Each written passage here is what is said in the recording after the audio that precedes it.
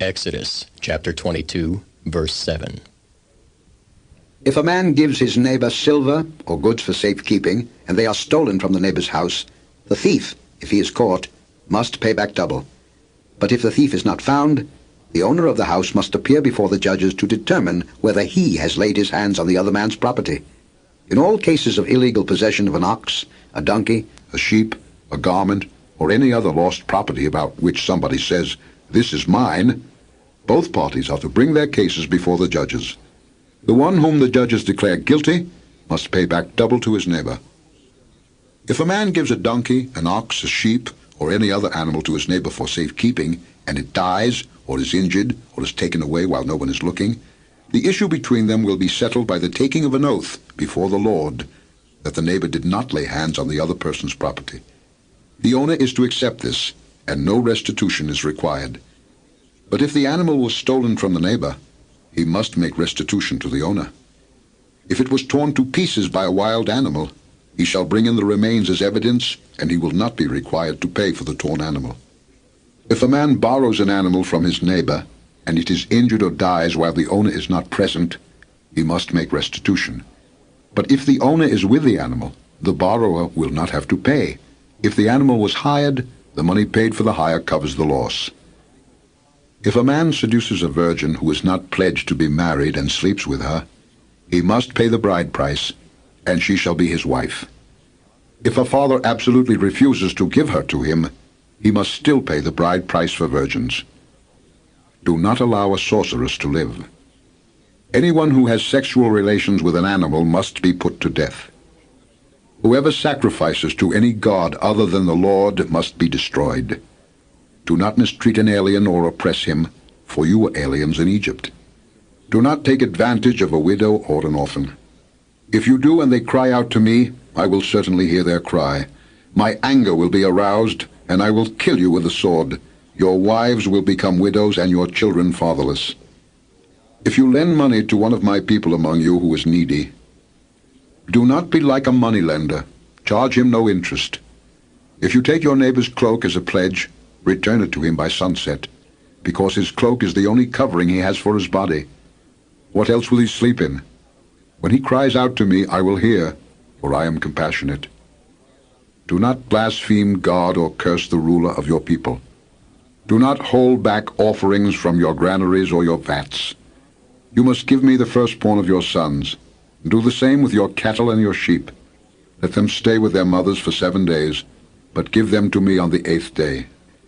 You are to be my holy people, so do not eat the meat of an animal torn by wild beasts. Throw it to the dogs. Chapter 23. Do not spread false reports. Do not help a wicked man by being a malicious witness. Do not follow the crowd in doing wrong. When you give testimony in a lawsuit, do not pervert justice by siding with the crowd, and do not show favoritism to a poor man in his lawsuit. If you come across your enemy's ox or donkey wandering off, be sure to take it back to him. If you see the donkey of someone who hates you fallen down under its load, do not leave it there. Be sure you help him with it. Do not deny justice to your poor people in their lawsuits. Have nothing to do with a false charge, and do not put an innocent or honest person to death, for I will not acquit the guilty. Do not accept a bribe, for a bribe blinds those who see and twists the words of the righteous. Do not oppress an alien. You yourselves know how it feels to be aliens, because you were aliens in Egypt. For 6 years you are to sow your fields and harvest the crops. But during the 7th year let the land lie unplowed and unused. Then the poor among your people may get food from it, and the wild animals may eat what they leave. Do the same with your vineyard and your olive grove. 6 days do your work, but on the 7th day do not work, so that your ox and your donkey may rest, and the slave born in your household, and the alien as well, may be refreshed. Be careful to do everything I have said to you. Do not invoke the names of other gods. Do not let them be heard on your lips. 3 times a year you are to celebrate a festival to me. Celebrate the feast of unleavened bread. For 7 days eat bread made without yeast, as I commanded you. Do this at the appointed time in the month of Abib, for in that month you came out of Egypt. No one is to appear before me empty-handed. Celebrate the feast of harvest with the first fruits of the crop you sow in your field. Celebrate the feast of ingathering at the end of the year, when you gather in your crops from the field. 3 times a year all the men are to appear before the sovereign Lord. Do not offer the blood of a sacrifice to me along with anything containing yeast. The fat of my festival offerings must not be kept until morning. Bring the best of the first fruits of your soil to the house of the Lord your God. Do not cook a young goat in its mother's milk. See, I am sending an angel ahead of you to guard you along the way and to bring you to the place I have prepared. Pay attention to him and listen to what he says. Do not rebel against him. He will not forgive your rebellion, since my name is in him. If you listen carefully to what he says and do all that I say, I will be an enemy to your enemies and will oppose those who oppose you. My angel will go ahead of you and bring you into the land of the Amorites, Hittites, Perizzites, Canaanites, Hivites, and Jebusites, and I will wipe them out. Do not bow down before their gods or worship them or follow their practices. You must demolish them and break their sacred stones to pieces. Worship the Lord your God, and his blessing will be on your food and water. I will take away sickness from among you, and none will miscarry or be barren in your land. I will give you a full lifespan. I will send my terror ahead of you and throw into confusion every nation you encounter. I will make all your enemies turn their backs and run. I will send the hornet ahead of you to drive the Hivites, Canaanites, and Hittites out of your way. But I will not drive them out in a single year, because the land would become desolate and the wild animals too numerous for you. Little by little I will drive them out before you, until you have increased enough to take possession of the land. I will establish your borders from the Red Sea to the Sea of the Philistines, and from the desert to the river. I will hand over to you the people who live in the land, and you will drive them out before you. Do not make a covenant with them or with their gods. Do not let them live in your land, or they will cause you to sin against me, because the worship of their gods will certainly be a snare to you. Chapter 24. Then he said to Moses, Come up to the Lord, you and Aaron, Nadab, and Abihu, and 70 of the elders of Israel. You are to worship at a distance, but Moses alone is to approach the Lord. The others must not come near, and the people may not come up with him. When Moses went and told the people all the Lord's words and laws, they responded with one voice, Everything the Lord has said we will do. Moses then wrote down everything the Lord had said. He got up early the next morning and built an altar at the foot of the mountain and set up 12 stone pillars, representing the 12 tribes of Israel. Then he sent young Israelite men, and they offered burnt offerings and sacrificed young bulls as fellowship offerings to the Lord. Moses took half of the blood and put it in bowls, and the other half he sprinkled on the altar. Then he took the book of the covenant and read it to the people. They responded, We will do everything the Lord has said, we will obey. Moses then took the blood, sprinkled it on the people, and said, This is the blood of the covenant that the Lord has made with you in accordance with all these words. Moses and Aaron, Nadab and Abihu, and the 70 elders of Israel went up and saw the God of Israel. Under his feet was something like a pavement made of sapphire, clear as the sky itself. But God did not raise his hand against these leaders of the Israelites. They saw God, and they ate and drank. The Lord said to Moses, Come up to me on the mountain and stay here, and I will give you the tablets of stone with the law and commands I have written for their instruction. Then Moses set out with Joshua his aide, and Moses went up on the mountain of God. He said to the elders, Wait here for us until we come back to you. Aaron and Hur are with you, and anyone involved in a dispute can go to them. When Moses went up on the mountain, the cloud covered it, and the glory of the Lord settled on Mount Sinai. For 6 days the cloud covered the mountain, and on the 7th day the Lord called to Moses from within the cloud. To the Israelites the glory of the Lord looked like a consuming fire on top of the mountain. Then Moses entered the cloud as he went on up the mountain, and he stayed on the mountain 40 days and 40 nights. Chapter 25. The Lord said to Moses, Tell the Israelites to bring me an offering. You are to receive the offering for me from each man whose heart prompts him to give. These are the offerings you are to receive from them: gold, silver and bronze, blue, purple and scarlet yarn and fine linen, goat hair, ram skins dyed red and hides of sea cows, acacia wood, olive oil for the light, spices for the anointing oil and for the fragrant incense, and onyx stones and other gems to be mounted on the ephod and breastpiece. Then have them make a sanctuary for me, and I will dwell among them. Make this tabernacle and all its furnishings exactly like the pattern I will show you. Have them make a chest of acacia wood, 2½ cubits long, 1.5 cubits wide, and 1.5 cubits high. Overlay it with pure gold, both inside and out, and make a gold molding around it. Cast 4 gold rings for it, and fasten them to its 4 feet, with 2 rings on one side and 2 rings on the other. Then make poles of acacia wood and overlay them with gold. Insert the poles into the rings on the sides of the chest to carry it. The poles are to remain in the rings of this ark. They are not to be removed. Then put in the ark the testimony, which I will give you. Make an atonement cover of pure gold, 2½ cubits long and 1.5 cubits wide, and make 2 cherubim out of hammered gold at the ends of the cover. Make 1 cherub on one end and the second cherub on the other.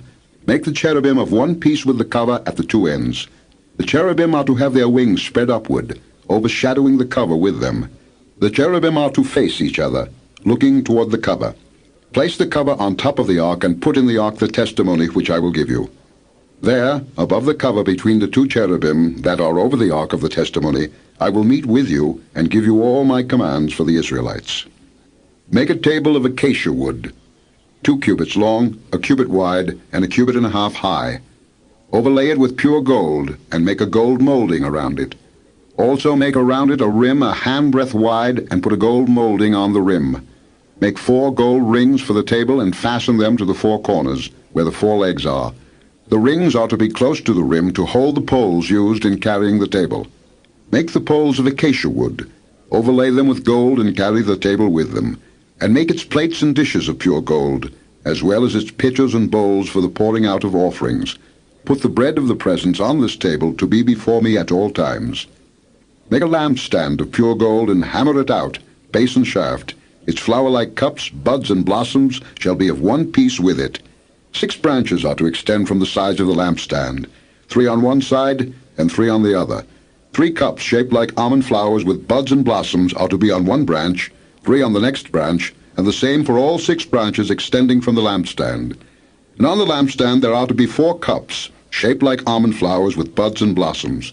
1 bud shall be under the first pair of branches extending from the lampstand, a 2nd bud under the 2nd pair, and a 3rd bud under the 3rd pair, 6 branches in all.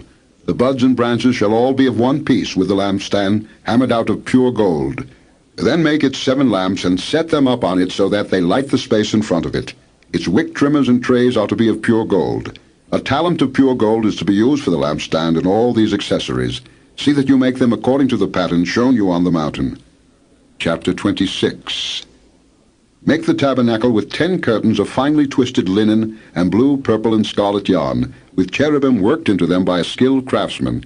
All the curtains are to be the same size, 28 cubits long and 4 cubits wide. Join 5 of the curtains together and do the same with the other 5. Make loops of blue material along the edge of the end curtain in one set, and do the same with the end curtain in the other set. Make 50 loops on one curtain, and 50 loops on the end curtain of the other set, with the loops opposite each other. Then make 50 gold clasps, and use them to fasten the curtains together, so that the tabernacle is a unit. Make curtains of goat hair for the tent over the tabernacle, 11 altogether. All 11 curtains are to be the same size, 30 cubits long and 4 cubits wide. Join 5 of the curtains together into one set, and the other 6 into another set. Fold the 6th curtain double at the front of the tent. Make 50 loops along the edge of the end curtain in one set, and also along the edge of the end curtain in the other set. Then make 50 bronze clasps, and put them in the loops to fasten the tent together as a unit. As for the additional length of the tent curtains, the half curtain that is left over is to hang down at the rear of the tabernacle. The tent curtains will be a cubit longer on both sides. What is left will hang over the sides of the tabernacle so as to cover it. Make for the tent a covering of ram skins dyed red, and over that a covering of hides of sea cows. Make upright frames of acacia wood for the tabernacle. Each frame is to be 10 cubits long and 1.5 cubits wide, with 2 projections set parallel to each other. Make all the frames of the tabernacle in this way. Make 20 frames for the south side of the tabernacle, and make 40 silver bases to go under them, 2 bases for each frame, 1 under each projection. For the other side, the north side of the tabernacle, make 20 frames and 40 silver bases, 2 under each frame.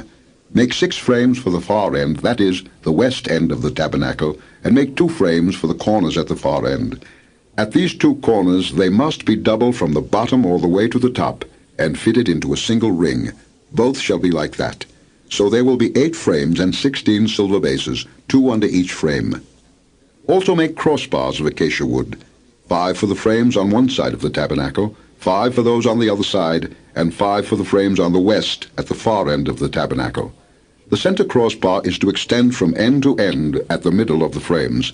Overlay the frames with gold, and make gold rings to hold the crossbars. Also overlay the crossbars with gold. Set up the tabernacle according to the plan shown you on the mountain. Make a curtain of blue, purple, and scarlet yarn, and finely twisted linen, with cherubim worked into it by a skilled craftsman. Hang it with gold hooks on 4 posts of acacia wood overlaid with gold and standing on 4 silver bases. Hang the curtain from the clasps and place the ark of the testimony behind the curtain. The curtain will separate the holy place from the most holy place. Put the atonement cover on the ark of the testimony in the most holy place. Place the table outside the curtain on the north side of the tabernacle and put the lampstand opposite it on the south side. For the entrance to the tent, make a curtain of blue, purple, and scarlet yarn and finely twisted linen, the work of an embroiderer. Make gold hooks for this curtain and 5 posts of acacia wood overlaid with gold, and cast 5 bronze bases for them. Chapter 27. Build an altar of acacia wood, 3 cubits high. It is to be square, 5 cubits long and 5 cubits wide. Make a horn at each of the 4 corners, so that the horns and the altar are of one piece, and overlay the altar with bronze. Make all its utensils of bronze, its pots to remove the ashes, and its shovels, sprinkling bowls, meat forks, and fire pans. Make a grating for it, a bronze network, and make a bronze ring at each of the 4 corners of the network. Put it under the ledge of the altar so that it is halfway up the altar. Make poles of acacia wood for the altar and overlay them with bronze. The poles are to be inserted into the rings so they will be on 2 sides of the altar when it is carried. Make the altar hollow, out of boards. It is to be made just as you were shown on the mountain. Make a courtyard for the tabernacle. The south side shall be 100 cubits long, and is to have curtains of finely twisted linen, with 20 posts and 20 bronze bases, and with silver hooks and bands on the posts. The north side shall also be 100 cubits long, and is to have curtains, with 20 posts and 20 bronze bases, and with silver hooks and bands on the posts. The west end of the courtyard shall be 50 cubits wide, and have curtains with 10 posts and 10 bases. On the east end, toward the sunrise, the courtyard shall also be 50 cubits wide. Curtains, 15 cubits long, are to be on one side of the entrance, with 3 posts and 3 bases, and curtains 15 cubits long are to be on the other side, with 3 posts and 3 bases. For the entrance to the courtyard, provide a curtain 20 cubits long, of blue, purple, and scarlet yarn, and finely twisted linen, the work of an embroiderer, with 4 posts and 4 bases. All the posts around the courtyard are to have silver bands and hooks and bronze bases. The courtyard shall be 100 cubits long and 50 cubits wide, with curtains of finely twisted linen 5 cubits high, and with bronze bases. All the other articles used in the service of the tabernacle, whatever their function, including all the tent pegs for it and those for the courtyard, are to be of bronze. Command the Israelites to bring you clear oil of pressed olives for the light, so that the lamps may be kept burning. In the tent of meeting, outside the curtain that is in front of the testimony, Aaron and his sons are to keep the lamps burning before the Lord from evening till morning. This is to be a lasting ordinance among the Israelites for the generations to come. Chapter 28. Have Aaron your brother brought to you from among the Israelites, along with his sons Nadab and Abihu, Eleazar and Ithamar, so they may serve me as priests. Make sacred garments for your brother Aaron, to give him dignity and honor. Tell all the skilled men to whom I have given wisdom in such matters that they are to make garments for Aaron for his consecration, so he may serve me as priest. These are the garments they are to make: a breastpiece, an ephod, a robe, a woven tunic, a turban, and a sash. They are to make these sacred garments for your brother Aaron and his sons, so they may serve me as priests. Have them use gold and blue, purple, and scarlet yarn, and fine linen. Make the ephod of gold, and of blue, purple, and scarlet yarn, and of finely twisted linen, the work of a skilled craftsman. It is to have 2 shoulder pieces attached to 2 of its corners, so it can be fastened. Its skillfully woven waistband is to be like it, of 1 piece with the ephod, and made with gold, and with blue, purple, and scarlet yarn, and with finely twisted linen. Take 2 onyx stones, and engrave on them the names of the sons of Israel, in the order of their birth, 6 names on 1 stone, and the remaining 6 on the other. Engrave the names of the sons of Israel on the 2 stones the way a gem cutter engraves a seal. Then mount the stones in gold filigree settings, and fasten them on the shoulder pieces of the ephod as memorial stones for the sons of Israel. Aaron is to bear the names on his shoulders as a memorial before the Lord. Make gold filigree settings and 2 braided chains of pure gold, like a rope, and attach the chains to the settings. Fashion a breastpiece for making decisions, the work of a skilled craftsman. Make it like the ephod, of gold, and of blue, purple, and scarlet yarn, and of finely twisted linen. It is to be square, a span long and a span wide, and folded double. Then mount 4 rows of precious stones on it. In the first row there shall be a ruby, a topaz, and a beryl. In the second row a turquoise, a sapphire, and an emerald.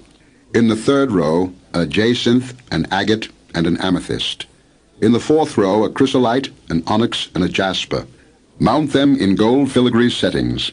There are to be 12 stones, 1 for each of the names of the sons of Israel, each engraved like a seal with the name of one of the 12 tribes. For the breastpiece make braided chains of pure gold, like a rope. Make 2 gold rings for it, and fasten them to 2 corners of the breastpiece. Fasten the 2 gold chains to the rings at the corners of the breastpiece, and the other ends of the chains to the 2 settings, attaching them to the shoulder pieces of the ephod at the front. Make 2 gold rings, and attach them to the other 2 corners of the breastpiece on the inside edge next to the ephod. Make 2 more gold rings, and attach them to the bottom of the shoulder pieces on the front of the ephod, close to the seam just above the waistband of the ephod. The rings of the breastpiece are to be tied to the rings of the ephod with blue cord, connecting it to the waistband, so that the breastpiece will not swing out from the ephod. Whenever Aaron enters the holy place, he will bear the names of the sons of Israel over his heart on the breastpiece of decision as a continuing memorial before the Lord. Also put the Urim and the Thummim in the breastpiece, so they may be over Aaron's heart whenever he enters the presence of the Lord.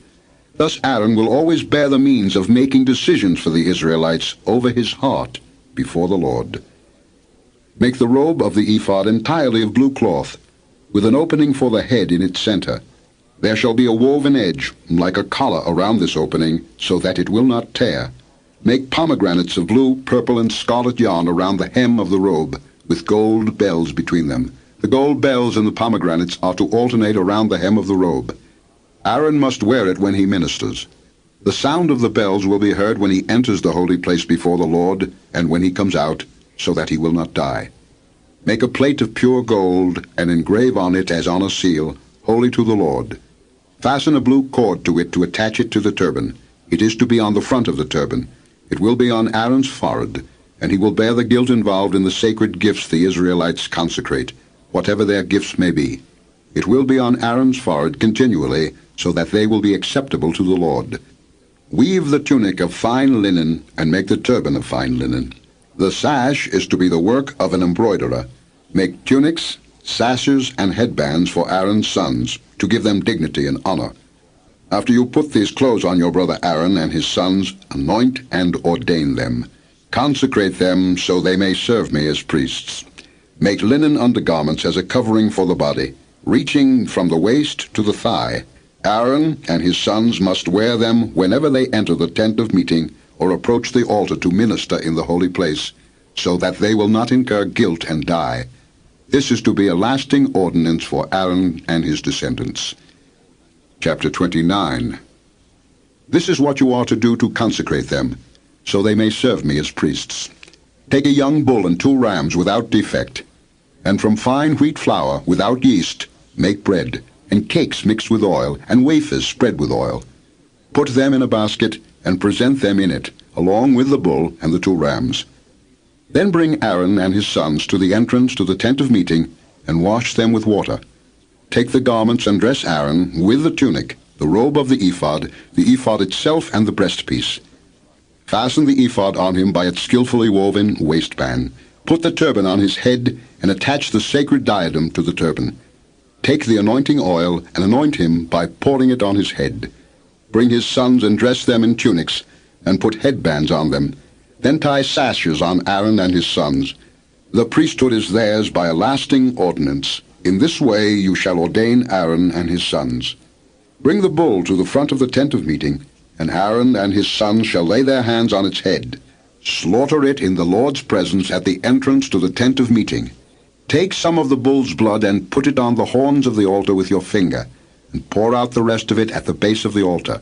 Then take all the fat around the inner parts, the covering of the liver, and both kidneys with the fat around them, and burn them on the altar. But burn the bull's flesh and its hide and its offal outside the camp. It is a sin offering. Take one of the rams, and Aaron and his sons shall lay their hands on its head. Slaughter it, and take the blood and sprinkle it against the altar on all sides. Cut the ram into pieces and wash the inner parts and the legs, putting them with the head and the other pieces. Then burn the entire ram on the altar. It is a burnt offering to the Lord, a pleasing aroma, an offering made to the Lord by fire. Take the other ram, and Aaron and his sons shall lay their hands on its head. Slaughter it. Take some of its blood and put it on the lobes of the right ears of Aaron and his sons, on the thumbs of their right hands, and on the big toes of their right feet. Then sprinkle blood against the altar on all sides, and take some of the blood on the altar, and some of the anointing oil, and sprinkle it on Aaron and his garments, and on his sons and their garments. Then he and his sons and their garments will be consecrated. Take from this ram the fat tail, the fat around the inner parts, the covering of the liver, both kidneys with the fat around them, and the right thigh. This is the ram for the ordination. From the basket of bread made without yeast, which is before the Lord, take a loaf, and a cake made with oil, and a wafer. Put all these in the hands of Aaron and his sons, and wave them before the Lord as a wave offering. Then take them from their hands, and burn them on the altar along with the burnt offering for a pleasing aroma to the Lord, an offering made to the Lord by fire. After you take the breast of the ram for Aaron's ordination, wave it before the Lord as a wave offering, and it will be your share. Consecrate those parts of the ordination ram that belong to Aaron and his sons, the breast that was waved, and the thigh that was presented. This is always to be the regular share from the Israelites for Aaron and his sons. It is the contribution the Israelites are to make to the Lord from their fellowship offerings. Aaron's sacred garments will belong to his descendants so that they can be anointed and ordained in them. The son who succeeds him as priest and comes to the tent of meeting to minister in the holy place is to wear them 7 days. Take the ram for the ordination and cook the meat in a sacred place.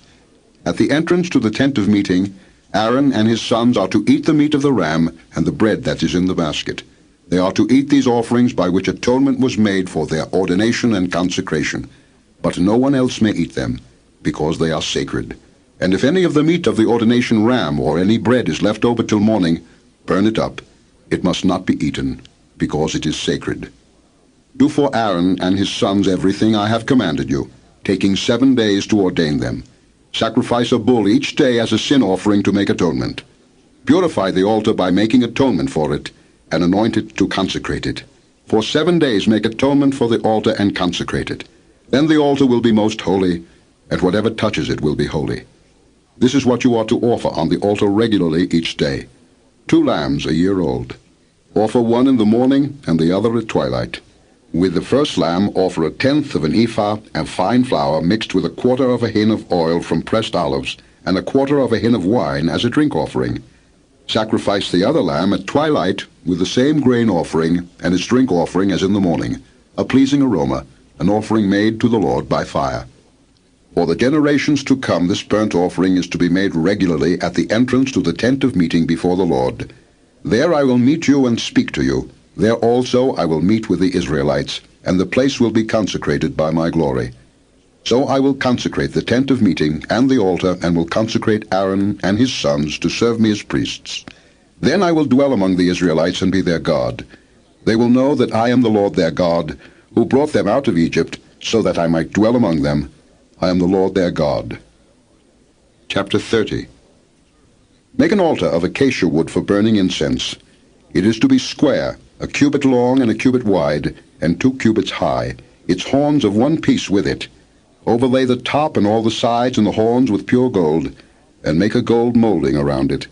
Make 2 gold rings for the altar below the molding, 2 on opposite sides, to hold the poles used to carry it. Make the poles of acacia wood, and overlay them with gold. Put the altar in front of the curtain that is before the ark of the testimony, before the atonement cover that is over the testimony, where I will meet with you. Aaron must burn fragrant incense on the altar every morning when he tends the lamps. He must burn incense again when he lights the lamps at twilight, so incense will burn regularly before the Lord for the generations to come. Do not offer on this altar any other incense or any burnt offering or grain offering, and do not pour a drink offering on it. Once a year Aaron shall make atonement on its horns. This annual atonement must be made with the blood of the atoning sin offering for the generations to come. It is most holy to the Lord. Then the Lord said to Moses, When you take a census of the Israelites to count them, each one must pay the Lord a ransom for his life at the time he is counted. Then no plague will come on them when you number them. Each one who crosses over to those already counted is to give a half shekel, according to the sanctuary shekel, which weighs 20 gerahs. This half shekel is an offering to the Lord. All who cross over, those 20 years old or more, are to give an offering to the Lord. The rich are not to give more than a half shekel, and the poor are not to give less when you make the offering to the Lord to atone for your lives. Receive the atonement money from the Israelites, and use it for the service of the tent of meeting. It will be a memorial for the Israelites before the Lord, making atonement for your lives. Then the Lord said to Moses, Make a bronze basin, with its bronze stand for washing. Place it between the tent of meeting and the altar, and put water in it. Aaron and his sons are to wash their hands and feet with water from it. Whenever they enter the tent of meeting, they shall wash with water, so that they will not die. Also, when they approach the altar to minister, by presenting an offering made to the Lord by fire, they shall wash their hands and feet, so that they will not die. This is to be a lasting ordinance for Aaron and his descendants, for the generations to come. Then the Lord said to Moses, Take the following fine spices, 500 shekels of liquid myrrh, half as much, that is 250 shekels of fragrant cinnamon, 250 shekels of fragrant cane, 500 shekels of cassia, all according to the sanctuary shekel, and a hin of olive oil. Make these into a sacred anointing oil, a fragrant blend, the work of a perfumer. It will be the sacred anointing oil. Then use it to anoint the tent of meeting, the ark of the testimony, the table and all its articles, the lampstand and its accessories, the altar of incense, the altar of burnt offering, and all its utensils, and the basin with its stand. You shall consecrate them, so they will be most holy, and whatever touches them will be holy. Anoint Aaron and his sons, and consecrate them, so they may serve me as priests. Say to the Israelites, This is to be my sacred anointing oil for the generations to come. Do not pour it on men's bodies, and do not make any oil with the same formula.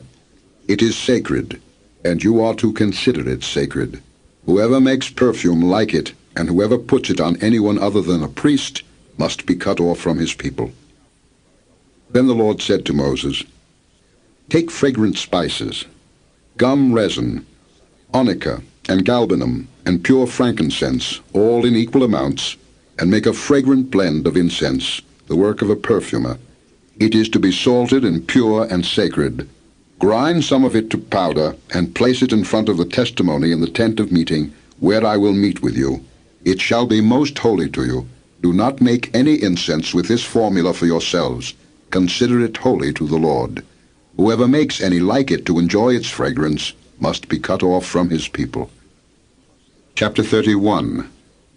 Then the Lord said to Moses, See, I have chosen Bezalel, son of Uri, the son of Hur, of the tribe of Judah, and I have filled him with the Spirit of God, with skill, ability, and knowledge in all kinds of crafts, to make artistic designs for work in gold, silver, and bronze, to cut and set stones, to work in wood, and to engage in all kinds of craftsmanship. Moreover, I have appointed Aholiab, son of Ahisamach, of the tribe of Dan, to help him. Also I have given skill to all the craftsmen to make everything I have commanded you: the tent of meeting, the ark of the testimony with the atonement cover on it, and all the other furnishings of the tent, the table and its articles, the pure gold lampstand and all its accessories, the altar of incense, the altar of burnt offering and all its utensils, the basin with its stand, and also the woven garments, both the sacred garments for Aaron the priest, and the garments for his sons when they serve as priests, and the anointing oil and fragrant incense for the holy place. They are to make them just as I commanded you. Then the Lord said to Moses, "Say to the Israelites, you must observe my Sabbaths. This will be a sign between me and you for the generations to come, so you may know that I am the Lord, who makes you holy. Observe the Sabbath, because it is holy to you. Anyone who desecrates it must be put to death. Whoever does any work on that day must be cut off from his people. For 6 days work is to be done, but the 7th day is a Sabbath of rest, holy to the Lord. Whoever does any work on the Sabbath day must be put to death. The Israelites are to observe the Sabbath, celebrating it for the generations to come as a lasting covenant. It will be a sign between me and the Israelites forever. For in 6 days the Lord made the heavens and the earth, and on the 7th day he abstained from work and rested." When the Lord finished speaking to Moses on Mount Sinai, he gave him the 2 tablets of the testimony, the tablets of stone inscribed by the finger of God. Chapter 32. When the people saw that Moses was so long in coming down from the mountain, they gathered around Aaron and said, "Come, make us gods who will go before us. As for this fellow Moses who brought us up out of Egypt, we don't know what has happened to him." Aaron answered them, "Take off the gold earrings that your wives, your sons, and your daughters are wearing, and bring them to me." So all the people took off their earrings and brought them to Aaron. He took what they handed him and made it into an idol cast in the shape of a calf, fashioning it with a tool. Then they said, "These are your gods, O Israel, who brought you up out of Egypt." When Aaron saw this, he built an altar in front of the calf and announced, "Tomorrow there will be a festival to the Lord." So the next day the people rose early and sacrificed burnt offerings and presented fellowship offerings. Afterward they sat down to eat and drink and got up to indulge in revelry. Then the Lord said to Moses, "Go down, because your people, whom you brought up out of Egypt, have become corrupt. They have been quick to turn away from what I commanded them, and have made themselves an idol cast in the shape of a calf. They have bowed down to it and sacrificed to it, and have said, 'These are your gods, O Israel, who brought you up out of Egypt.' I have seen these people," the Lord said to Moses, "and they are a stiff-necked people. Now leave me alone, so that my anger may burn against them, and that I may destroy them. Then I will make you into a great nation." But Moses sought the favor of the Lord his God. "O Lord," he said, "why should your anger burn against your people, whom you brought out of Egypt with great power and a mighty hand? Why should the Egyptians say, 'It was with evil intent that he brought them out, to kill them in the mountains and to wipe them off the face of the earth'? Turn from your fierce anger, relent, and do not bring disaster on your people. Remember your servants, Abraham, Isaac, and Israel, to whom you swore by your own self, 'I will make your descendants as numerous as the stars in the sky, and I will give your descendants all this land I promised them, and it will be their inheritance forever.'" Then the Lord relented, and did not bring on his people the disaster he had threatened. Moses turned and went down the mountain with the 2 tablets of the testimony in his hands.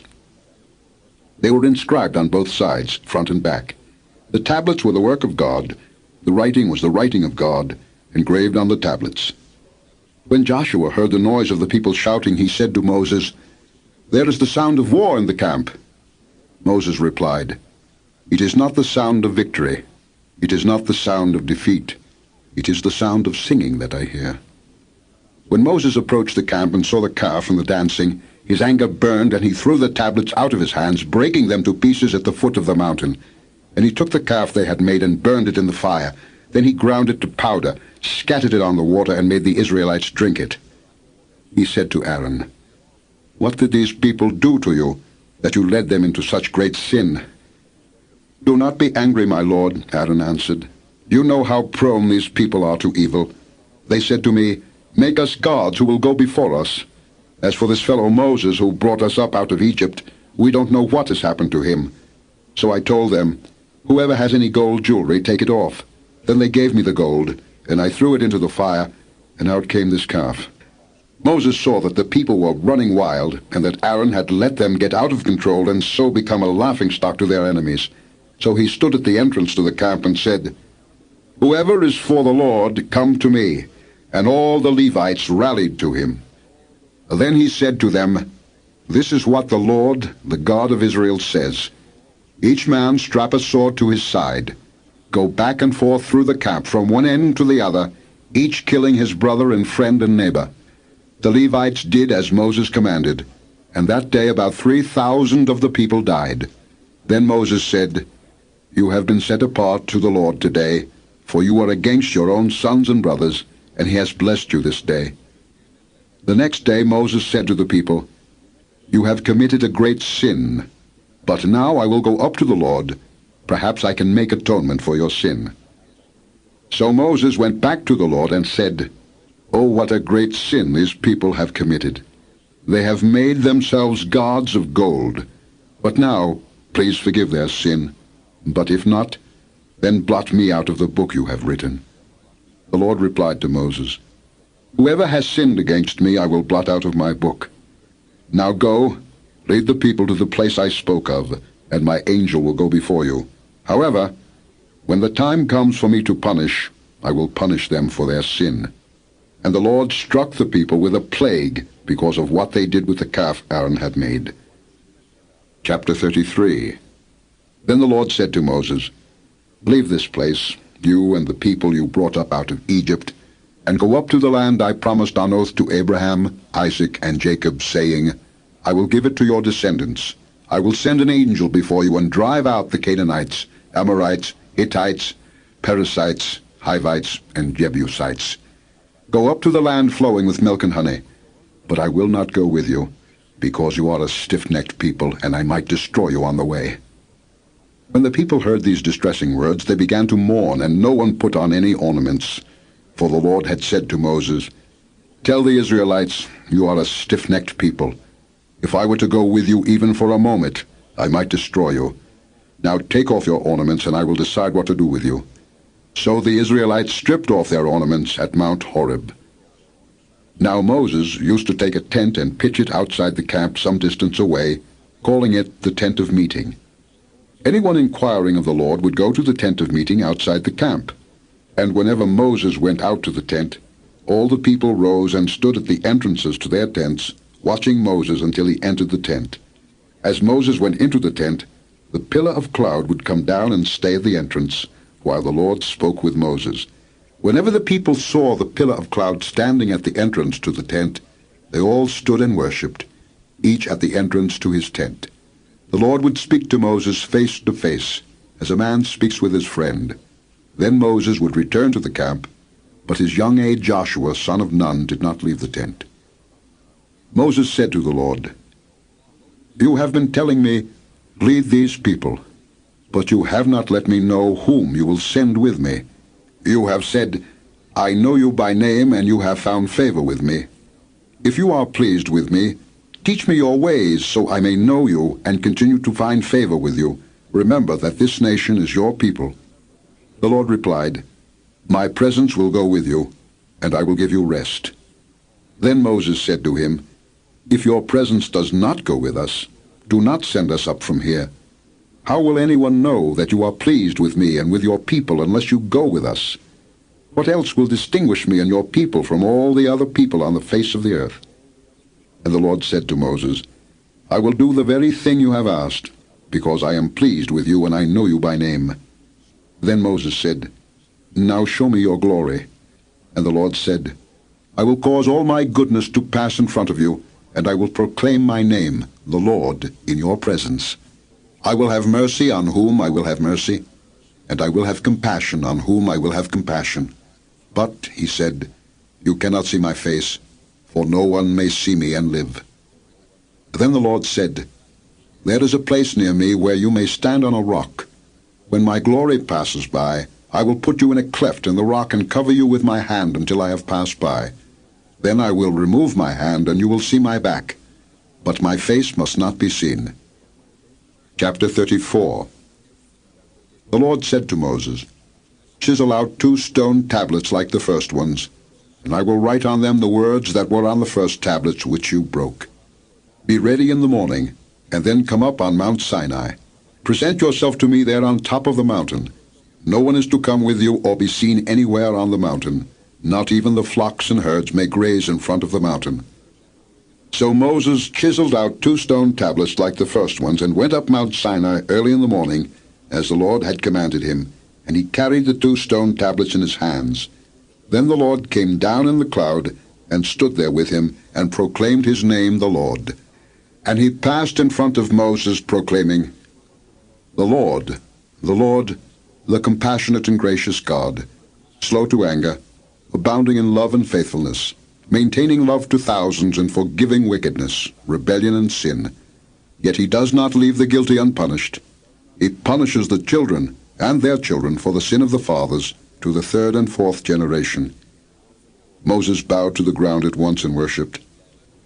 O Lord, if I have found favor in your eyes, he said, then let the Lord go with us.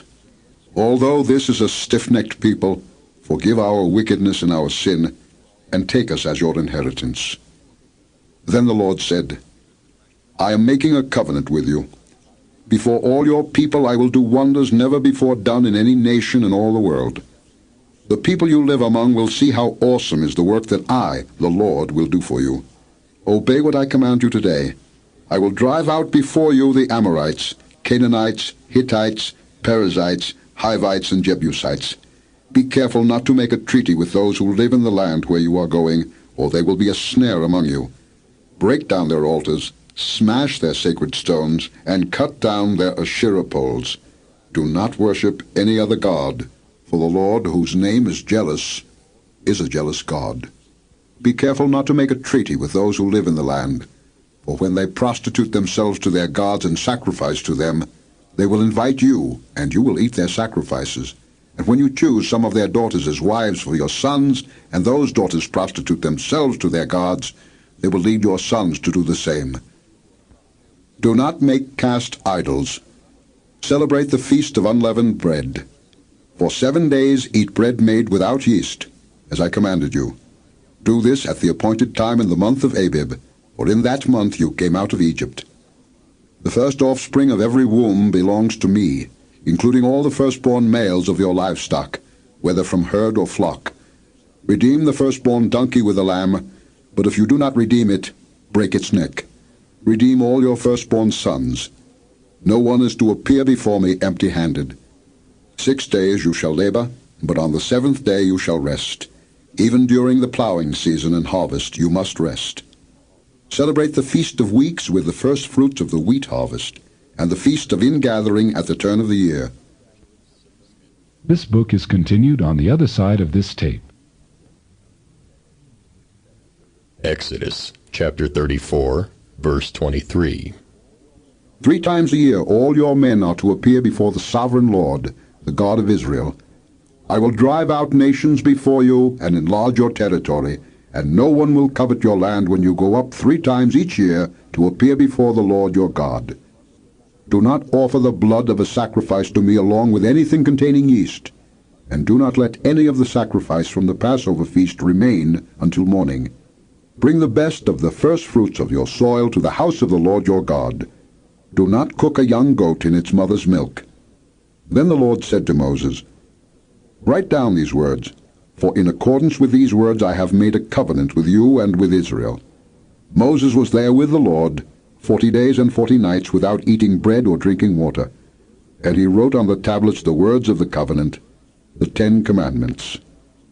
When Moses came down from Mount Sinai with the 2 tablets of the testimony in his hands, he was not aware that his face was radiant, because he had spoken with the Lord. When Aaron and all the Israelites saw Moses, his face was radiant, and they were afraid to come near him. But Moses called to them, so Aaron and all the leaders of the community came back to him, and he spoke to them. Afterward all the Israelites came near him, and he gave them all the commands the Lord had given him on Mount Sinai. When Moses finished speaking to them, he put a veil over his face. But whenever he entered the Lord's presence to speak with him, he removed the veil until he came out. And when he came out and told the Israelites what he had been commanded, they saw that his face was radiant. Then Moses would put the veil back over his face until he went in to speak with the Lord. Chapter 35. Moses assembled the whole Israelite community and said to them, "These are the things the Lord has commanded you to do. For 6 days work is to be done, but the 7th day shall be your holy day, a Sabbath of rest to the Lord. Whoever does any work on it must be put to death. Do not light a fire in any of your dwellings on the Sabbath day." Moses said to the whole Israelite community, "This is what the Lord has commanded. From what you have, take an offering for the Lord. Everyone who is willing is to bring to the Lord an offering of gold, silver, and bronze, blue, purple, and scarlet yarn, and fine linen, goat hair, ram skins dyed red, and hides of sea cows, acacia wood, olive oil for the light, spices for the anointing oil and for the fragrant incense, and onyx stones and other gems to be mounted on the ephod and breastpiece. All who are skilled among you are to come and make everything the Lord has commanded: the tabernacle with its tent and its covering, clasps, frames, crossbars, posts, and bases, the ark with its poles and the atonement cover and the curtain that shields it, the table with its poles and all its articles and the bread of the presence, the lampstand that is for light with its accessories, lamps, and oil for the light, the altar of incense with its poles, the anointing oil and the fragrant incense, the curtain for the doorway at the entrance to the tabernacle, the altar of burnt offering with its bronze grating, its poles, and all its utensils, the bronze basin with its stand, the curtains of the courtyard with its posts and bases, and the curtain for the entrance to the courtyard, the tent pegs for the tabernacle and for the courtyard, and their ropes, the woven garments worn for ministering in the sanctuary, both the sacred garments for Aaron the priest, and the garments for his sons when they serve as priests. Then the whole Israelite community withdrew from Moses' presence. And everyone who was willing and whose heart moved him came and brought an offering to the Lord for the work on the tent of meeting, for all its service, and for the sacred garments. All who were willing, men and women alike, came and brought gold jewelry of all kinds, brooches, earrings, rings, and ornaments. They all presented their gold as a wave offering to the Lord. Everyone who had blue, purple, or scarlet yarn, or fine linen, or goat hair, ram skins dyed red, or hides of sea cows, brought them. Those presenting an offering of silver or bronze brought it as an offering to the Lord, and everyone who had acacia wood for any part of the work brought it. Every skilled woman spun with her hands and brought what she had spun, blue, purple, or scarlet yarn, or fine linen. And all the women who were willing and had the skill spun the goat hair. The leaders brought onyx stones and other gems to be mounted on the ephod and breastpiece. They also brought spices and olive oil for the light and for the anointing oil and for the fragrant incense. All the Israelite men and women who were willing brought to the Lord freewill offerings for all the work the Lord, through Moses, had commanded them to do. Then Moses said to the Israelites, "See, the Lord has chosen Bezalel, son of Uri, the son of Hur, of the tribe of Judah, and he has filled him with the Spirit of God, with skill, ability, and knowledge in all kinds of crafts, to make artistic designs for work in gold, silver, and bronze, to cut and set stones, to work in wood, and to engage in all kinds of artistic craftsmanship. And he has given both him and Aholiab, son of Ahisamach, of the tribe of Dan, the ability to teach others. He has filled them with skill to do all kinds of work as craftsmen, designers, embroiderers in blue, purple, and scarlet yarn, and fine linen, and weavers, all of them master craftsmen and designers." Chapter 36.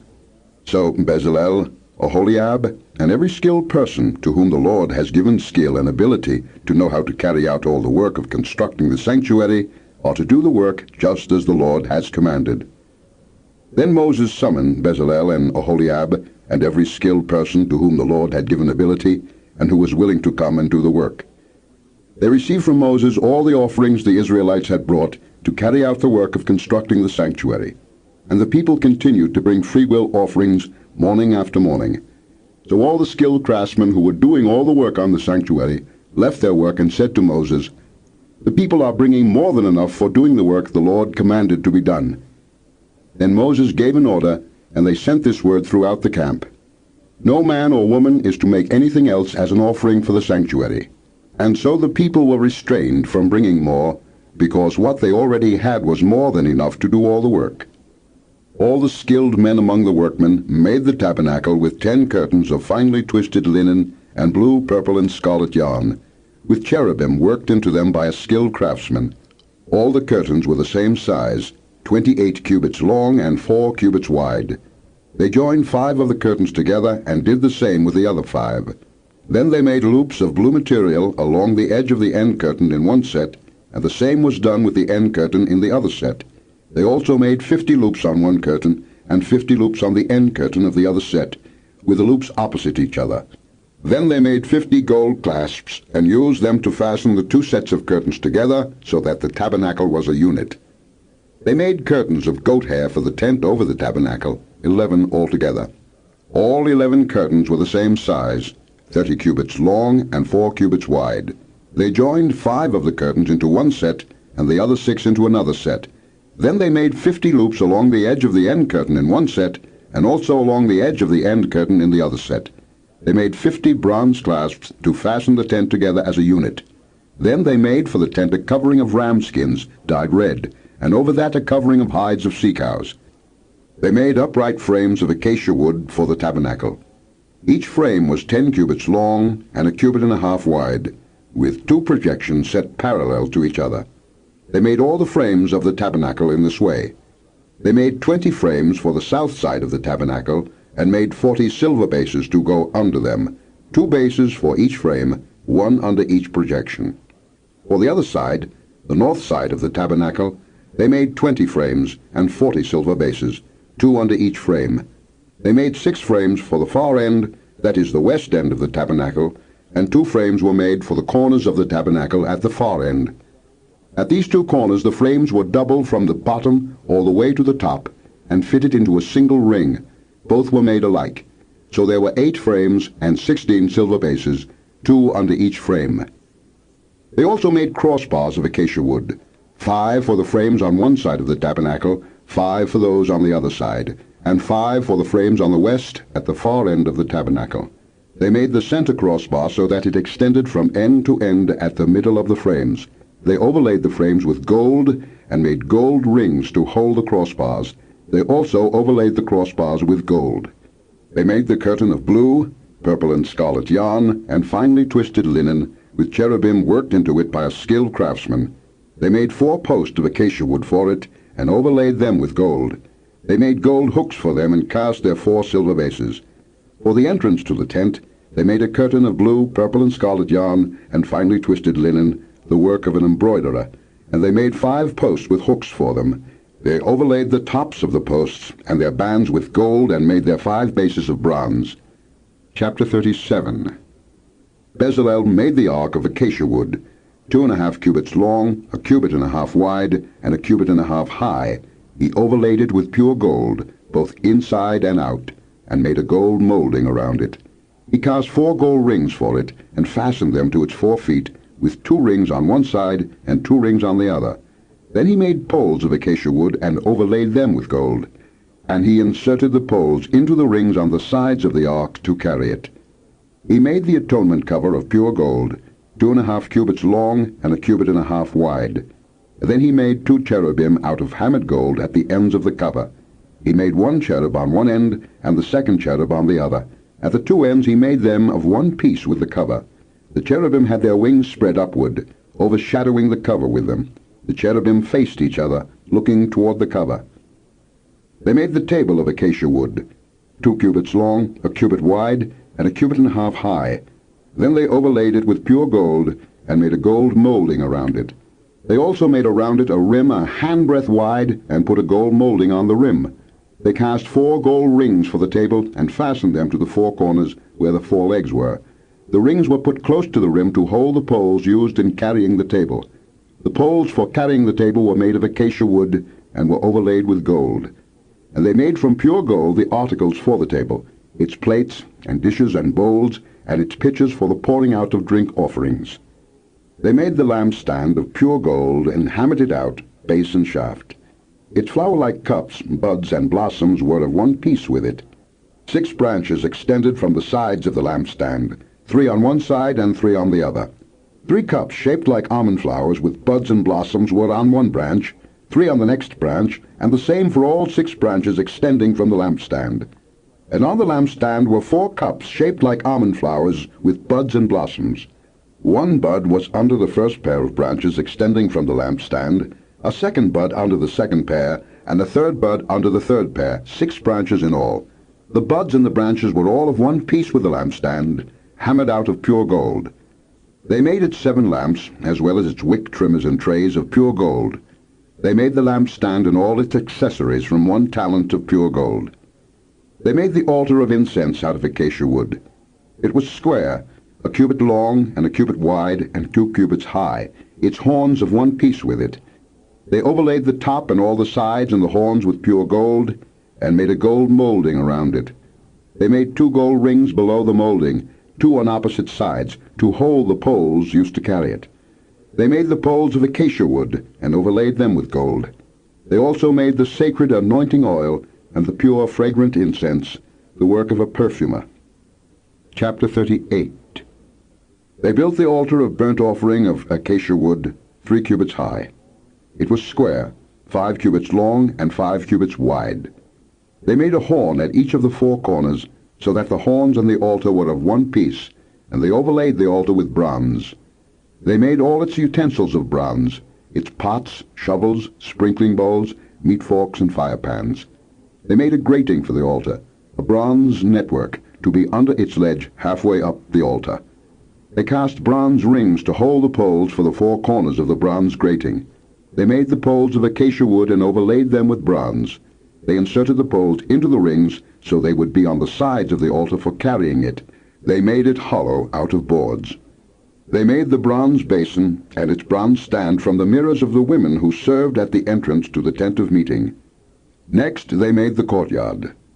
The south side was 100 cubits long, and had curtains of finely twisted linen, with 20 posts and 20 bronze bases, and with silver hooks and bands on the posts. The north side was also 100 cubits long, and had 20 posts and 20 bronze bases, with silver hooks and bands on the posts.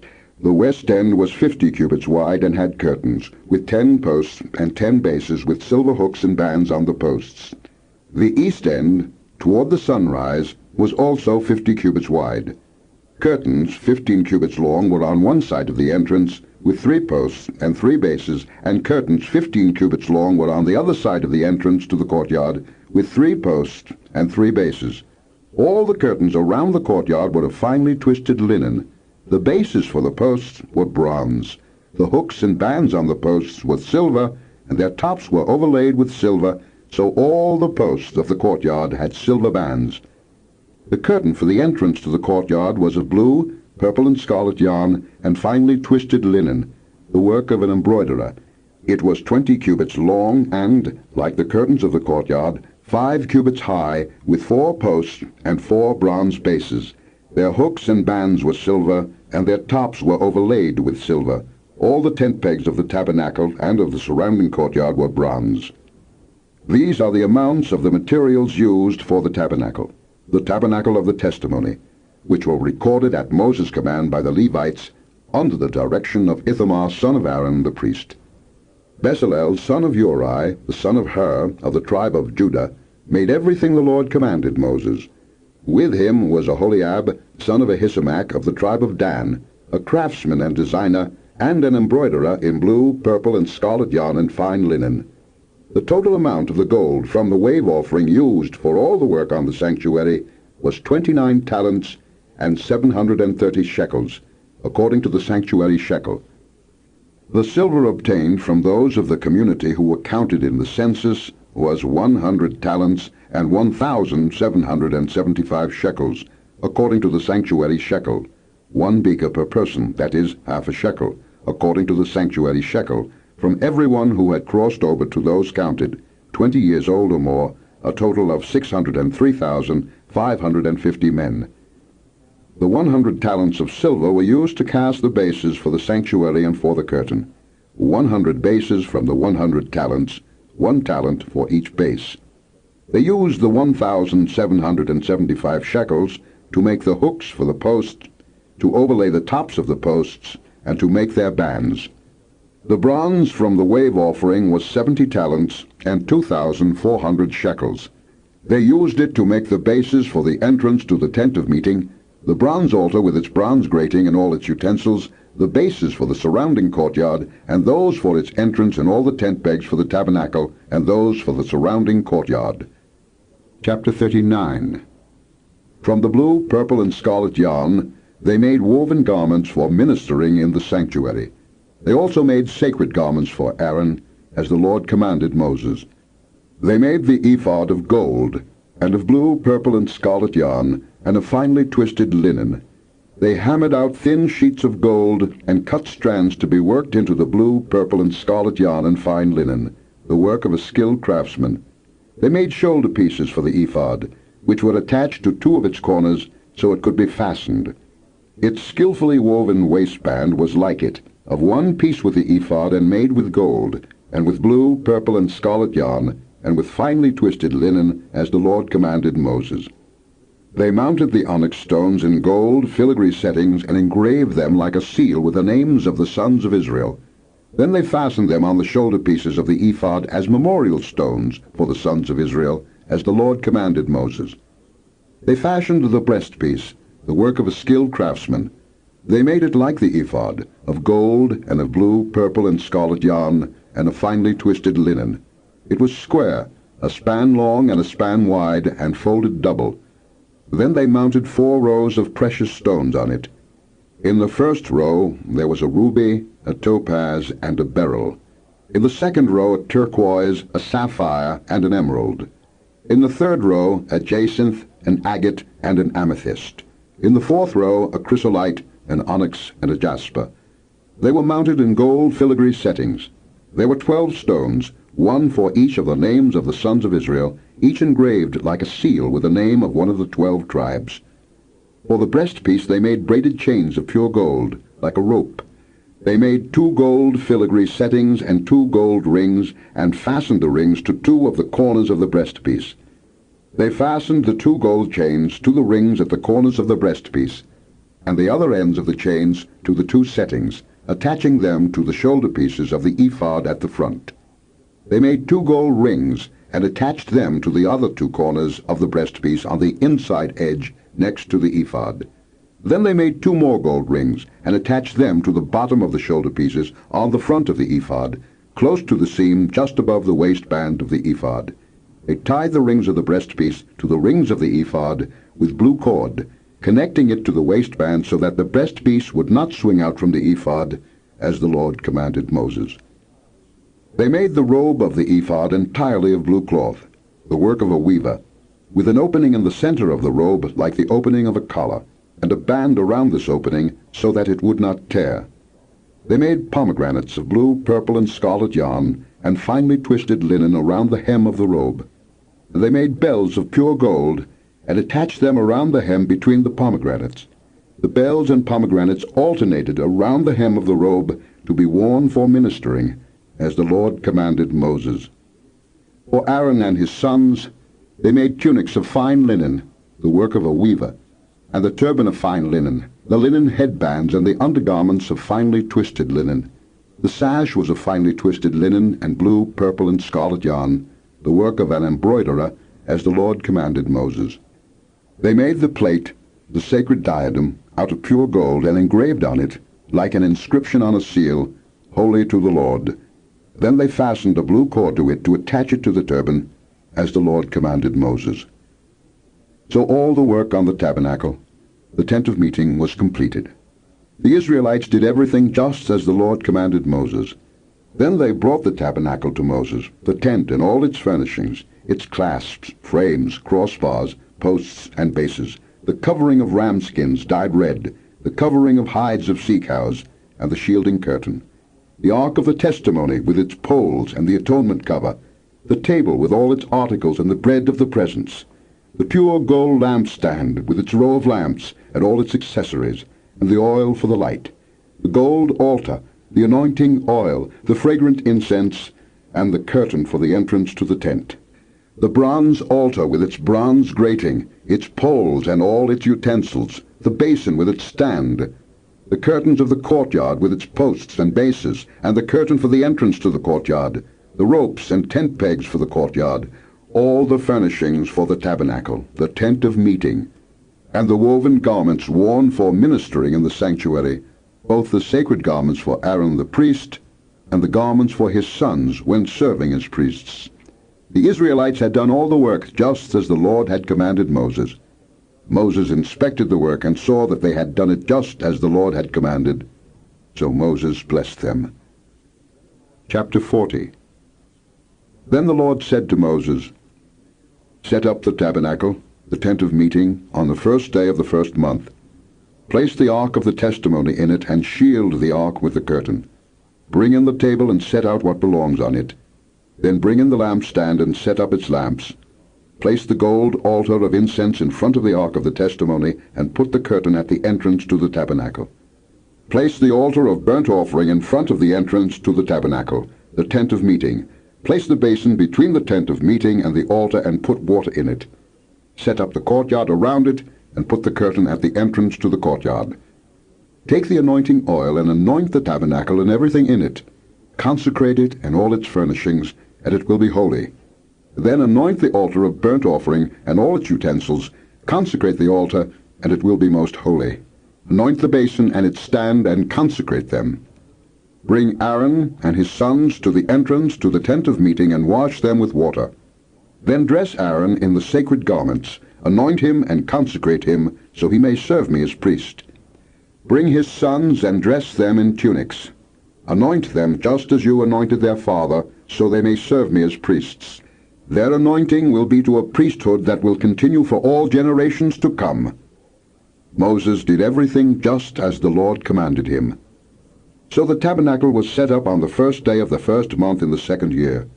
When Moses set up the tabernacle, he put the bases in place, erected the frames, inserted the crossbars, and set up the posts.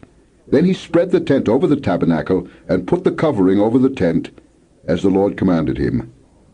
He took the testimony and placed it in the ark, attached the poles to the ark, and put the atonement cover over it.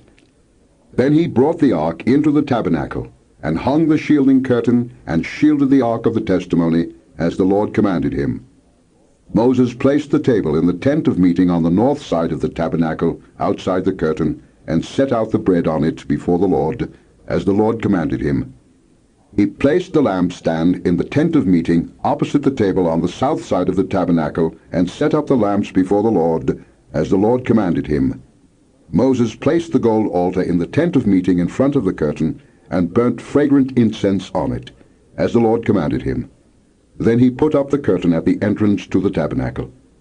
He set the altar of burnt offering near the entrance to the tabernacle, the tent of meeting, and offered on it burnt offerings and grain offerings, as the Lord commanded him. He placed the basin between the tent of meeting and the altar and put water in it for washing, and Moses and Aaron and his sons used it to wash their hands and feet. They washed whenever they entered the tent of meeting or approached the altar, as the Lord commanded Moses. Then Moses set up the courtyard around the tabernacle and altar, and put up the curtain at the entrance to the courtyard. And so Moses finished the work. Then the cloud covered the tent of meeting, and the glory of the Lord filled the tabernacle. Moses could not enter the tent of meeting because the cloud had settled upon it, and the glory of the Lord filled the tabernacle. In all the travels of the Israelites, whenever the cloud lifted from above the tabernacle, they would set out. But if the cloud did not lift, they did not set out until the day it lifted. So the cloud of the Lord was over the tabernacle by day, and fire was in the cloud by night, in the sight of all the house of Israel during all their travels. This book is concluded. The third book of Moses, called Leviticus. Chapter 1. The Lord called to Moses and spoke to him from the tent of meeting. He said, "Speak to the Israelites and say to them, When any of you brings an offering to the Lord, Bring as your offering an animal from either the herd or the flock. If the offering is a burnt offering from the herd, he is to offer a male without defect. He must present it at the entrance to the tent of meeting so that it will be acceptable to the Lord. He is to lay his hand on the head of the burnt offering, and it will be accepted on his behalf to make atonement for him. He is to slaughter the young bull before the Lord, and then Aaron's sons, the priests, shall bring the blood and sprinkle it against the altar on all sides at the entrance to the tent of meeting. He is to skin the burnt offering and cut it into pieces. The sons of Aaron the priest are to put fire on the altar and arrange wood on the fire. Then Aaron's sons, the priests, shall arrange the pieces, including the head and the fat, on the burning wood that is on the altar. He is to wash the inner parts and the legs with water, and the priest is to burn all of it on the altar. It is a burnt offering, an offering made by fire, an aroma pleasing to the Lord. If the offering is a burnt offering from the flock, from either the sheep or the goats, he is to offer a male without defect. He is to slaughter it at the north side of the altar before the Lord, and Aaron's sons, the priests, shall sprinkle its blood against the altar on all sides. He is to cut it into pieces, and the priest shall arrange them, including the head and the fat, on the burning wood that is on the altar. He is to wash the inner parts and the legs with water, and the priest is to bring all of it and burn it on the altar. It is a burnt offering, an offering made by fire, an aroma pleasing to the Lord.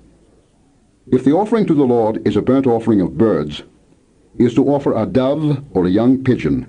The priest shall bring it to the altar, wring off the head and burn it on the altar. Its blood shall be drained out on the side of the altar. He is to remove the crop with its contents and throw it to the east side of the altar where the ashes are. He shall tear it open by the wings, not severing it completely, and then the priest shall burn it on the wood that is on the fire on the altar. It is a burnt offering, an offering made by fire, an aroma pleasing to the Lord.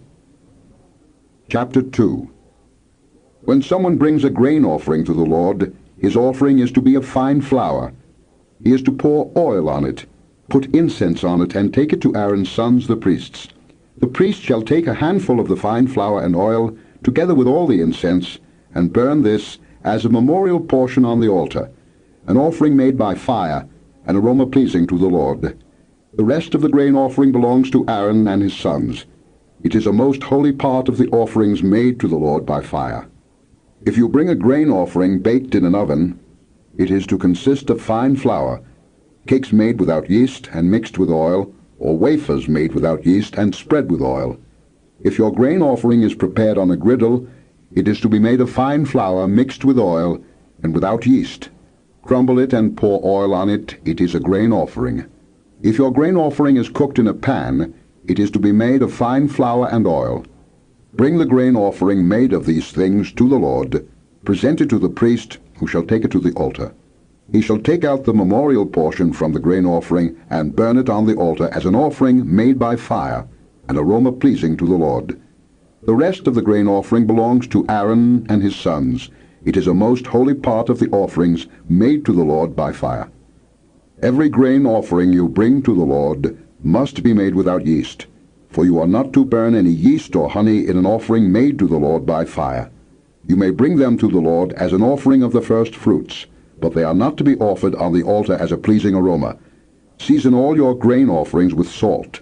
Do not leave the salt of the covenant of your God out of your grain offerings. Add salt to all your offerings. If you bring a grain offering of first fruits to the Lord, offer crushed heads of new grain roasted in the fire. Put oil and incense on it. It is a grain offering. The priest shall burn the memorial portion of the crushed grain and the oil, together with all the incense, as an offering made to the Lord by fire. Chapter 3. If someone's offering is a fellowship offering, and he offers an animal from the herd, whether male or female, he is to present before the Lord an animal without defect. He is to lay his hand on the head of his offering and slaughter it at the entrance to the tent of meeting. Then Aaron's sons, the priests, shall sprinkle the blood against the altar on all sides. From the fellowship offering he is to bring a sacrifice made to the Lord by fire, all the fat that covers the inner parts or is connected to them, both kidneys with the fat around them near the loins, and the covering of the liver, which he will remove with the kidneys. Then Aaron's sons are to burn it on the altar on top of the burnt offering that is on the burning wood, as an offering made by fire, an aroma pleasing to the Lord. If he offers an animal from the flock as a fellowship offering to the Lord, he is to offer a male or female without defect. If he offers a lamb, he is to present it before the Lord. He is to lay his hand on the head of his offering and slaughter it in front of the tent of meeting. Then Aaron's sons shall sprinkle its blood against the altar on all sides. From the fellowship offering he is to bring a sacrifice made to the Lord by fire. Its fat, the entire fat tail cut off close to the backbone, all the fat that covers the inner parts or is connected to them, both kidneys with the fat on them near the loins, and the covering of the liver, which he will remove with the kidneys. The priest shall burn them on the altar as food, an offering made to the Lord by fire. If his offering is a goat, he is to present it before the Lord. He is to lay his hand on its head and slaughter it in front of the tent of meeting. Then Aaron's son shall sprinkle its blood against the altar on all sides. From what he offers he is to make this offering to the Lord by fire, all the fat that covers the inner parts or is connected to them, both kidneys with the fat on them near the loins, and the covering of the liver, which he will remove with the kidneys. The priest shall burn them on the altar as food, an offering made by fire, a pleasing aroma. All the fat is the Lord's. This is a lasting ordinance for the generations to come. Wherever you live, you must not eat any fat or any blood. Chapter 4. The Lord said to Moses, "Say to the Israelites, when anyone sins unintentionally and does what is forbidden in any of the Lord's commands, if the anointed priest sins, bringing guilt on the people, he must bring to the Lord a young bull without defect as a sin offering for the sin he has committed. He is to present the bull at the entrance to the tent of meeting before the Lord. He is to lay his hand on its head and slaughter it before the Lord. Then the anointed priest shall take some of the bull's blood and carry it into the tent of meeting.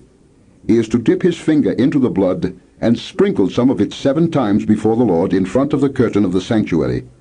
The priest shall then put some of the blood on the horns of the altar of fragrant incense that is before the Lord in the tent of meeting. The rest of the bull's blood he shall pour out at the base of the altar of burnt offering at the entrance to the tent of meeting. He shall remove all the fat from the bull of the sin offering, the fat that covers the inner parts or is connected to them, both kidneys with the fat on them near the loins, and the covering of the liver, which he will remove with the kidneys, just as the fat is removed from the ox sacrificed as a fellowship offering. Then the priest shall burn them on the altar of burnt offering. But the hide of the bull and all its flesh, as well as the head and legs, the inner parts and offal, that is all the rest of the bull, he must take outside the camp to a place ceremonially clean, where the ashes are thrown, and burn it in a wood fire on the ash heap. If the whole Israelite community sins unintentionally and does what is forbidden in any of the Lord's commands, even though the community is unaware of the matter, they are guilty. When they become aware of the sin they committed, the assembly must bring a young bull as a sin offering and present it before the tent of meeting. The elders of the community are to lay their hands on the bull's head before the Lord, and the bull shall be slaughtered before the Lord. Then the anointed priest is to take some of the bull's blood into the tent of meeting. He shall dip his finger into the blood and sprinkle it before the Lord 7 times in front of the curtain. He is to put some of the blood on the horns of the altar that is before the Lord in the tent of meeting. The rest of the blood he shall pour out at the base of the altar of burnt offering at the entrance to the tent of meeting. He shall remove all the fat from it and burn it on the altar, and do with this bull just as he did with the bull for the sin offering. In this way the priest will make atonement for them, and they will be forgiven. Then he shall take the bull outside the camp and burn it as he burned the first bull. This is the sin offering for the community. When a leader sins unintentionally and does what is forbidden in any of the commands of the Lord his God, he is guilty. When he is made aware of the sin he committed, he must bring as his offering a male goat without defect. He is to lay his hand on the goat's head and slaughter it at the place where the burnt offering is slaughtered before the Lord. It is a sin offering. Then the priest shall take some of the blood of the sin offering with his finger and put it on the horns of the altar of burnt offering and pour out the rest of the blood at the base of the altar. He shall burn all the fat on the altar as he burned the fat of the fellowship offering. In this way the priest will make atonement for the man's sin, and he will be forgiven. If a member of the community sins unintentionally and does what is forbidden in any of the Lord's commands, he is guilty. When he is made aware of the sin he committed, he must bring as his offering for the sin he committed a female goat without defect. He is to lay his hand on the head of the sin offering and slaughter it at the place of the burnt offering. Then the priest is to take some of the blood with his finger and put it on the horns of the altar of burnt offering and pour out the rest of the blood at the base of the altar. He shall remove all the fat, just as the fat is removed from the fellowship offering, and the priest shall burn it on the altar as an aroma pleasing to the Lord. In this way the priest will make atonement for him, and he will be forgiven. If he brings a lamb as his sin offering, he is to bring a female without defect. He is to lay his hand on its head and slaughter it for a sin offering at the place where the burnt offering is slaughtered. Then the priest shall take some of the blood of the sin offering with his finger and put it on the horns of the altar of burnt offering and pour out the rest of the blood at the base of the altar. He shall remove all the fat, just as the fat is removed from the lamb of the fellowship offering, and the priest shall burn it on the altar on top of the offerings made to the Lord by fire. In this way the priest will make atonement for him for the sin he has committed, and he will be forgiven. Chapter 5. If a person sins because he does not speak up when he hears a public charge to testify regarding something he has seen or learned about, he will be held responsible. Or if a person touches anything ceremonially unclean, whether the carcasses of unclean wild animals, or of unclean livestock, or of unclean creatures that move along the ground, even though he is unaware of it, he has become unclean and is guilty. Or if he touches human uncleanness, anything that would make him unclean, even though he is unaware of it, when he learns of it he will be guilty.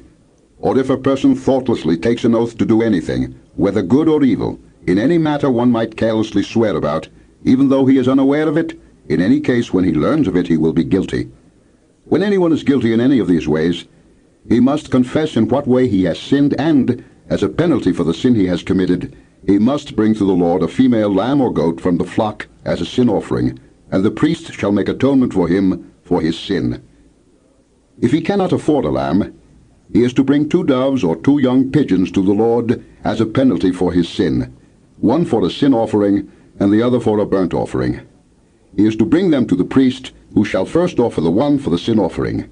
He is to wring its head from its neck, not severing it completely, and is to sprinkle some of the blood of the sin offering against the side of the altar. The rest of the blood must be drained out at the base of the altar. It is a sin offering. The priest shall then offer the other as a burnt offering in the prescribed way and make atonement for him for the sin he has committed, and he will be forgiven. If, however, he cannot afford 2 doves or 2 young pigeons, he is to bring as an offering for his sin 1/10 of an ephah of fine flour for a sin offering. He must not put oil or incense on it, because it is a sin offering. He is to bring it to the priest, who shall take a handful of it as a memorial portion and burn it on the altar on top of the offerings made to the Lord by fire. It is a sin offering. In this way the priest will make atonement for him for any of these sins he has committed, and he will be forgiven. The rest of the offering will belong to the priest, as in the case of the grain offering. The Lord said to Moses, "When a person commits a violation and sins unintentionally in regard to any of the Lord's holy things, he is to bring to the Lord as a penalty a ram from the flock, one without defect, and of the proper value in silver, according to the sanctuary shekel. It is a guilt offering. He must make restitution for what he has failed to do in regard to the holy things, add 1/5 of the value to that, and give it all to the priest, who will make atonement for him with the ram as a guilt offering, and he will be forgiven. If a person sins and does what is forbidden in any of the Lord's commands, even though he does not know it, he is guilty and will be held responsible. He is to bring to the priest as a guilt offering a ram from the flock, one without defect and of the proper value. In this way the priest will make atonement for him for the wrong he has committed unintentionally, and he will be forgiven. It is a guilt offering. He has been guilty of wrongdoing against the Lord." Chapter 6. The Lord said to Moses, "If anyone sins and is unfaithful to the Lord by deceiving his neighbor about something entrusted to him, or left in his care, or stolen, or if he cheats him, or if he finds lost property and lies about it, or if he swears falsely, or if he commits any such sin that people may do, when he thus sins and becomes guilty, he must return what he has stolen or taken by extortion, or what was entrusted to him, or the lost property he found, or whatever it was he swore falsely about. He must make restitution in full, add a fifth of the value to it, and give it all to the owner on the day he presents his guilt offering. And as a penalty, he must bring to the priest, that is, to the Lord, his guilt offering, a ram from the flock, one without defect and of the proper value. In this way the priest will make atonement for him before the Lord, and he will be forgiven for any of these things he did that made him guilty. The Lord said to Moses, "Give Aaron and his sons this command. These are the regulations for the burnt offering. The burnt offering is to remain on the altar hearth throughout the night till morning, and the fire must be kept burning on the altar. The priest shall then put on his linen clothes, with linen undergarments next to his body, and shall remove the ashes of the burnt offering that the fire has consumed on the altar, and place them beside the altar. Then he is to take off these clothes and put on others, and carry the ashes outside the camp to a place that is ceremonially clean. The fire on the altar must be kept burning, it must not go out. Every morning the priest is to add firewood and arrange the burnt offering on the fire, and burn the fat of the fellowship offerings on it. The fire must be kept burning on the altar continuously, it must not go out. These are the regulations for the grain offering. Aaron's sons are to bring it before the Lord in front of the altar. The priest is to take a handful of fine flour and oil, together with all the incense on the grain offering, and burn the memorial portion on the altar as an aroma pleasing to the Lord. Aaron and his sons shall eat the rest of it, but it is to be eaten without yeast in a holy place. They are to eat it in the courtyard of the tent of meeting. It must not be baked with yeast. I have given it as their share of the offerings made to me by fire. Like the sin offering and the guilt offering, it is most holy. Any male descendant of Aaron may eat it. It is his regular share of the offerings made to the Lord by fire for the generations to come. Whatever touches them will become holy. The Lord also said to Moses, "This is the offering Aaron and his sons are to bring to the Lord on the day he is anointed, 1/10 of an ephah of fine flour as a regular grain offering, half of it in the morning and half in the evening. Prepare it with oil on a griddle. Bring it well mixed, and present the grain offering broken in pieces as an aroma pleasing to the Lord. The son who is to succeed him as anointed priest shall prepare it. It is the Lord's regular share, and is to be burned completely. Every grain offering of a priest shall be burned completely. It must not be eaten." The Lord said to Moses, "Say to Aaron and his sons, these are the regulations for the sin offering. The sin offering is to be slaughtered before the Lord in the place the burnt offering is slaughtered. It is most holy. The priest who offers it shall eat it. It is to be eaten in a holy place, in the courtyard of the tent of meeting. Whatever touches any of the flesh will become holy, and if any of the blood is spattered on a garment, you must wash it in a holy place. The clay pot the meat is cooked in must be broken. But if it is cooked in a bronze pot, the pot is to be scoured and rinsed with water. Any male in a priest's family may eat it. It is most holy. But any sin offering, whose blood is brought into the tent of meeting to make atonement in the holy place, must not be eaten. It must be burned." Chapter 7. These are the regulations for the guilt offering, which is most holy. The guilt offering is to be slaughtered in the place where the burnt offering is slaughtered, and its blood is to be sprinkled against the altar on all sides. All its fat shall be offered, the fat tail and the fat that covers the inner parts, both kidneys with the fat on them near the loins, and the covering of the liver, which is to be removed with the kidneys. The priest shall burn them on the altar as an offering made to the Lord by fire. It is a guilt offering. Any male in a priest's family may eat it, but it must be eaten in a holy place. It is most holy. The same law applies to both the sin offering and the guilt offering. They belong to the priest who makes atonement with them. The priest who offers a burnt offering for anyone may keep its hide for himself. Every grain offering baked in an oven, or cooked in a pan or on a griddle, belongs to the priest who offers it. And every grain offering, whether mixed with oil or dry, belongs equally to all the sons of Aaron. These are the regulations for the fellowship offering a person may present to the Lord. If he offers it as an expression of thankfulness, then along with this thank offering he is to offer cakes of bread made without yeast and mixed with oil, wafers made without yeast and spread with oil, and cakes of fine flour well kneaded and mixed with oil. Along with his fellowship offering of thanksgiving, he is to present an offering with cakes of bread made with yeast. He is to bring one of each kind as an offering, a contribution to the Lord. It belongs to the priest who sprinkles the blood of the fellowship offerings. The meat of his fellowship offering of thanksgiving must be eaten on the day it is offered. He must leave none of it till morning. If, however, his offering is the result of a vow or is a free will offering, the sacrifice shall be eaten on the day he offers it. But anything left over may be eaten on the next day. Any meat of the sacrifice left over till the third day must be burned up.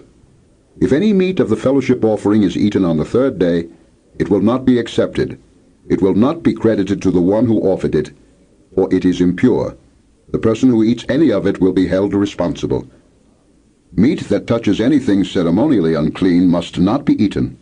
It must be burned up. As for other meat, anyone ceremonially clean may eat it. But if anyone who is unclean eats any meat of the fellowship offering belonging to the Lord, that person must be cut off from his people.